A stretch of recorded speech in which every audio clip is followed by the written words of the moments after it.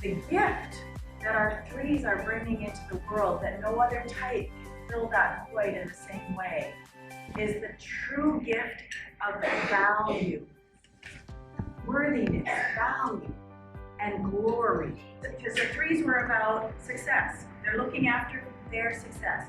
You'll win if you're part of my team because I'm the head, and you're going to win because I'm not going to lose. And you learn very quickly.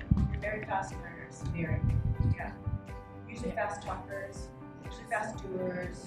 And the sense of this group is always doing. Always doing it. Always, always, always. Yeah. They don't walk up steps one at a time. They run up them 2 or 3 at a time. Failure is not an option for threes. I said it's not even in their vocabulary.